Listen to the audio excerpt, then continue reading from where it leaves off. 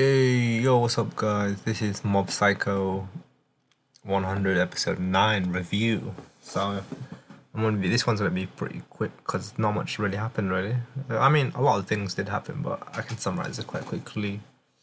So, this was quite a good episode, actually, because we get to see what I think this could be the reveal of the main bad guy of this series. You know, the Claw villain, the Claw boss. Well, what I thought his design was a bit lackluster because he just looks like a regular suit, like a regular suit dude kind of guy. So I wasn't that blown away by his design.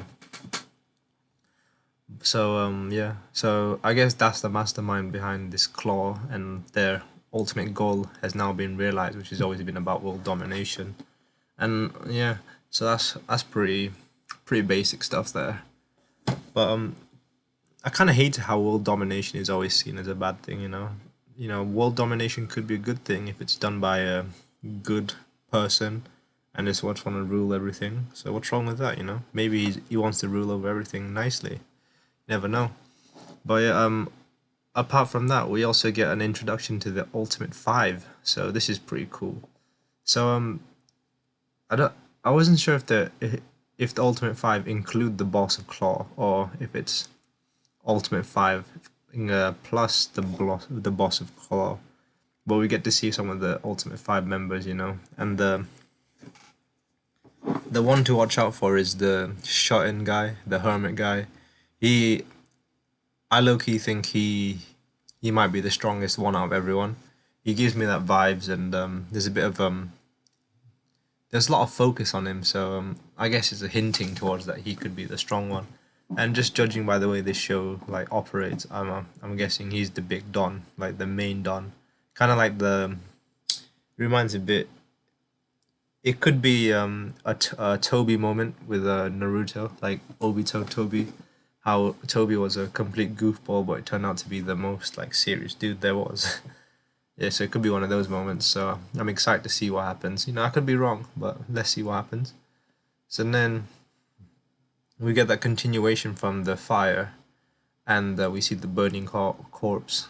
So obviously, uh, I was really impressed with Dimple in this episode because the way he was communicating with Mob, trying to calm him down, trying to reassure him, stuff like that. That was pretty sweet of him because it was genuinely the things he did to like Dimple's actions were just genuine, and they were just genuinely nice and trying to help Mob instead of his previous self, which he was trying to manipulate Mob at every moment he could just to try to take over his body.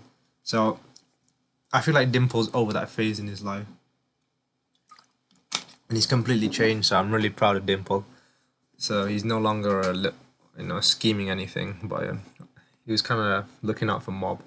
But he also he lied to Mob's face though, saying that it's a dummy, because at that point at the start of the episode we have no idea what those debris are, because it is just confirmed that his parents are dead, and Dimple thinks his parents are dead, but he lies to Mob just so just to save him his feelings, I guess. But Savage Mob is definitely cool. It's really badass. I like it. The part where he makes an example out of those claw members was pretty cool as well. When you see those claw members get absolutely wrecked by Mob, it was quite satisfying to watch because Mob he always restrains himself and stuff, but here he's just like he's full savage. Completely loved it. I was a big fan of that kind of Mob there. But then it turns out that Clara had been going after all the assassins, and that's why Mob's house got attacked. Was actually gonna be attacked by those claw members, but it was already attacked to kind of cover up.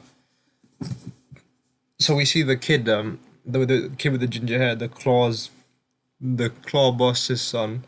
He's actually been conspiring against his father. I thought he could be like the next opponent that Mob would face as well. But then he took Mob's brother, trying to rebel against his dad kind of thing. So I want to see how interesting that dynamic could be as well. And he seems pretty strong as well, but if he's strong, I wonder how strong his dad is though. That's gonna be another interesting thing to see as well. And what else happens? And then we get like a formation of a new anti-resistant to the Claw group with the leader being Reagan. That's pretty funny that he's the leader, but it makes sense because he is quite a sociable guy, and he knows how to control control people. I guess he's quite used to bossing people around, so it makes sense that he'd be the leader.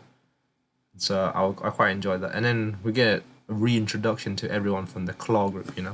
The thing is, I've not watched Mob Psycho in like how many years?